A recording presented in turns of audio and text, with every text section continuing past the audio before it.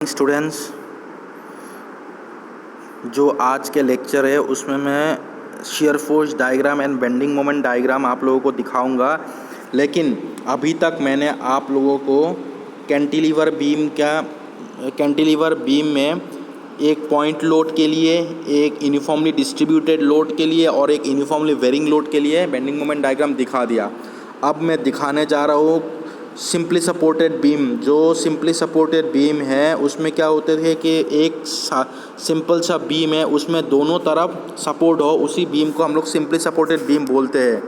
और simply supported beam के ऊपर एक यूनिफॉर्मली डिस्ट्रीब्यूटेड लोड लगे हुए हैं। तो अब इसका bending moment and shear force diagram मैं आप लोगों को दिखाऊंगा। तो पहले क्या करना है, अभी तक जितने भी मैंने न्यूमेरिकल कराए हैं सब न्यूमेरिकल में एक सेक्शन मानते थे, उसी मेथड को हम लोग बोलते हैं मेथड ऑफ सेक्शन। तो मेथड ऑफ सेक्शन से करेंगे कैसे, देखिए पहले तो हम लोग एट अ डिस्टेंस ऑफ एक सेक्शन को मान लिए। अब उसके बाद उस डिस्टेंस में मोमेंट भी निकालना है, शेयर फोर्स भी निकालना है, लेकिन उससे पहले मुझे रिएक्शन निकालनी है।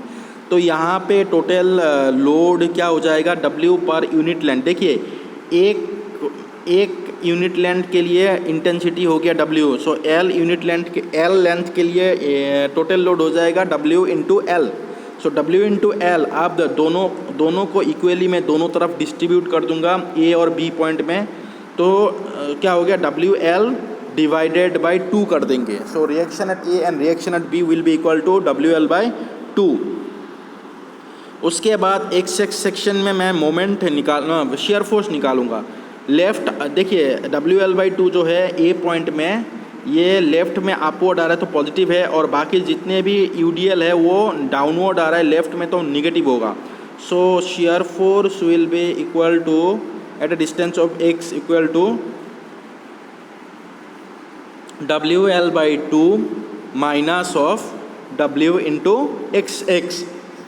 क्यों W के साथ मैंने x मल्टीप्लाई किया, क्योंकि x डिस्टेंस के लिए निकालनी है। जैसे यूनिट लेंथ के लिए W हो गया तो x लेंथ के लिए W इंटू एक्स हो गया। सो WL/2 minus of W into x कर दिया।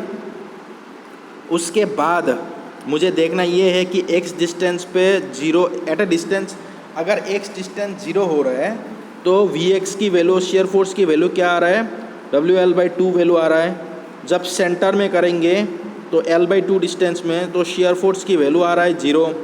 और अगर एट द B पॉइंट, जैसे x is equal to B point में x is equal to L है, तो Vx will be equal to minus of WL/2। तो आप लोग जैसे देख पा रहे हैं कि जो ये शेयर फोर्स डायग्राम है, ये शेयर फोर्स डायग्राम में पॉजिटिव भी आ रहा है, निगेटिव वैल्यू भी आ रहा है और साथ साथ जीरो वैल्यू भी आ रहा है। और ये जो x की इक्वेशन है इसमें टू दी पावर x की पावर 2 भी नहीं है, 3 भी नहीं है, तो ये पैराबोलिक भी नहीं होगा, क्यूबिक भी नहीं होगा, तो ये सिंपल सा लीनियर होगा। तो लीनियर डायग्राम जब बनेगी तो शेयर फोर्स डायग्राम जैसे आप लोग देख पा रहे हैं, तो zero at x is equal to 0 में WL/2 दिखा दिया और L में 0 वैल्यू दिखा दिया, और लीनियरली मैं वेरी कर रहा है तो at a distance of x is equal to L minus of WL/2।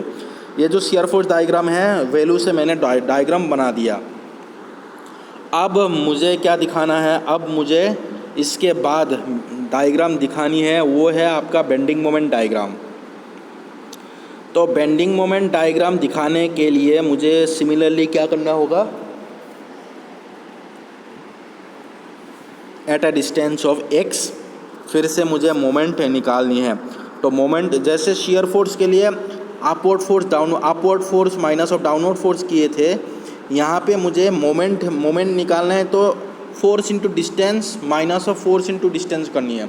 तो force into distance, perpendicular distance, x distance में ए पॉइंट में जो लोड लगा है, मतलब जो रिएक्शन निकला है WL/2, उसका डिस्टेंस क्या है, x डिस्टेंस में डिस्टेंस हो गए WL/2 इंटू एक्स।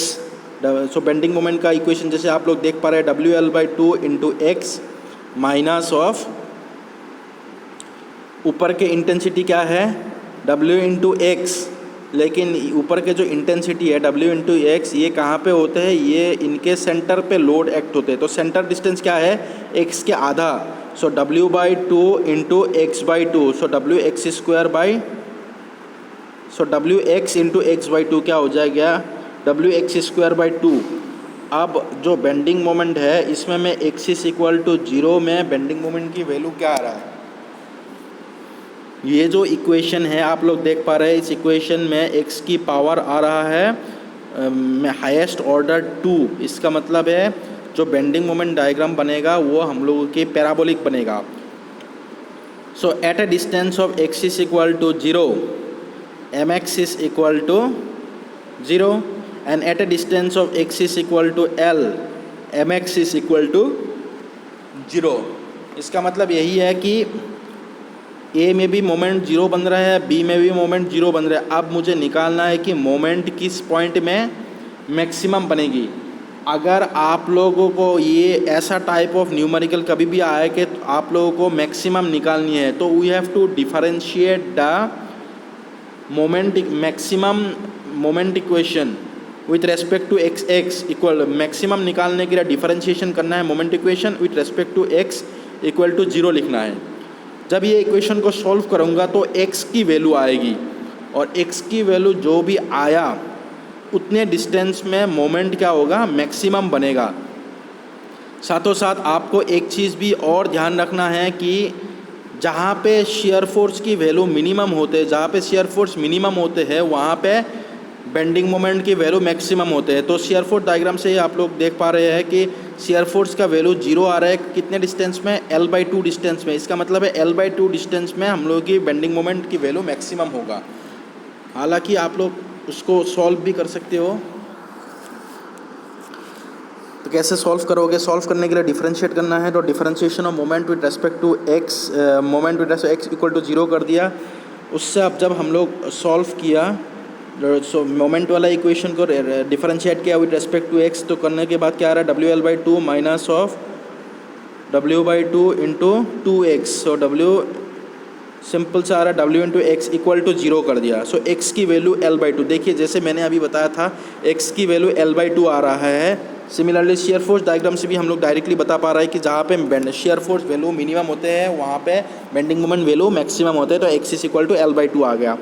अब मैं x is equal to L/2 की वैल्यू सब्सटीट्यूट करूँगा मोमेंट वाले इक्वेशन पे, तो मोमेंट की वैल्यू आ जाएगा। सो मोमेंट का इक्वेशन क्या है, WL/2 mx is equal to WL/2 into x minus of W/2 into x²। उसी इक्वेशन में मैं सब्सटीट्यूट करूँगा L/2 वैल्यू। तो जब मैंने L/2 वैल्यू को सब्सटीट्यूट किया so WL/2 into L/2 minus of W/2 into L/2 whole square, तो हम लोगों की वैल्यू जो आया है वो है आपका WL²/8। WL²/8 वैल्यू आ चुके हैं। तो ये जो भी मोमेंट निकला है वो मैक्सिमम मोमेंट है। उसके बाद मैं आप लोगों को दिखाऊंगा नेक्स्ट न्यूमेरिकल, जिसमें सिंपली सपोर्टेड बीम है और सिंपली सपोर्टेड बीम में एक कॉन्सेंट्रेटेड लोड लगे है P एट द सेंटर। तो यहाँ पे अगर टोटल लोड P है तो आधा आधा सेंटर में है, तो दोनों A पॉइंट और B पॉइंट में दोनों रिएक्शन आधा आधा इक्वली डिस्ट्रीब्यूट करेगा। सो P/2 और P/2, so reaction at A equal to P/2 and reaction at B equal to P/2। अब यहाँ पे दो सेक्शन बन गया है, एक 0 से L/2 और एक L/2 से L तक। सो पहले मैं कराने जा रहा हूँ 0 से L x, whenever x very from 0 से L/2। लेफ़्ट वाला पोर्शन में एक सेक्शन बना लूँगा। एक सेक्शन बना के मैं reaction at A is equal to P/2। So P/2 आ रहा है। सिंपल सा क्या, यहाँ पे x की वैल्यू आ ही नहीं रहा है। अगर x की वैल्यू आ नहीं रहे तो A पॉइंट से लेके P पॉइंट तक डायरेक्टली प्रोपोर्शनल होगा, कांस्टेंट होगा, डेट इज़ P/2 वैल्यू बनेगा। अब L/2 से लेके L तक एक सेक्शन मान लिया, तो वहाँ तक अब निकालना है कि what will be the shear. P/2 minus of P value बनेगा। तो P/2 R A minus of P या P/2 माइनस ऑफ P, उससे क्या आ रहा है, माइनस ऑफ P/2 वैल्यू आ रहा है, ये भी कांस्टेंट बनेगा। तो जैसे हम लोग देख पा रहे हैं कि A से P तक plus L/2 plus P/2 value आ रहा है कांस्टेंट।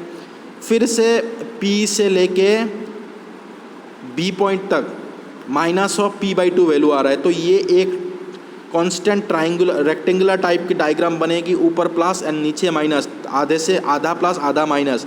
सो प्लस P/2 नीचे गया, फिर माइनस ऑफ P/2। जो शियर फोर्स डायग्राम आप लोग देख पा रहे हैं वही बनेगी।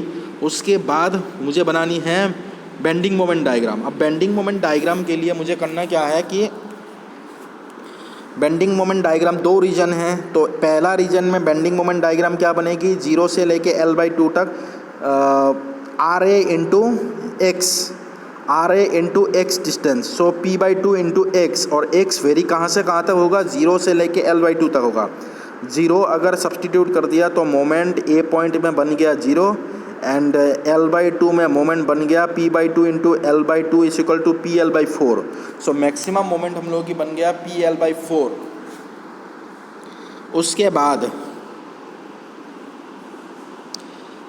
फिर से दूसरा रीजन जो है L/2 से लेके L तक, वहाँ पे मैं डायग्राम मतलब सेक्शन एक्स कंसीडर करूँगा। फिर लेफ्ट से निकालूँगा RA into x, so P/2 into x minus of P into total distance x minus of L/2 equal to PL/2 minus of P/2 into x diagram से। अब उसके बाद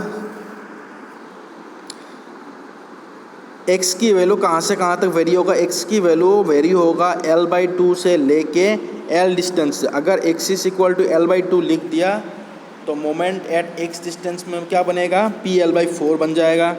आप सीधा सा बात है, जो मोमेंट वाला इक्वेशन है उसमें अगर सब्सटीट्यूट कर दूंगा तो वैल्यू आ जाएगा। अब देखिए इस इक्वेशन में, मोमेंट का इक्वेशन में x वैल्यू आ रहा है टू द पावर 1 मैक्सिमम, तो इसका मतलब है लीनियरली वेरी करेगा, ट्राइंगुलर टाइप ऑफ लोड बनेगा, मतलब बेंडिंग मोमेंट डायग्राम बनेगा। So moment at x is equal to PL/4, और जब x की वैल्यू L लिख दिया तो moment is equal to x is equal to 0 बन गया।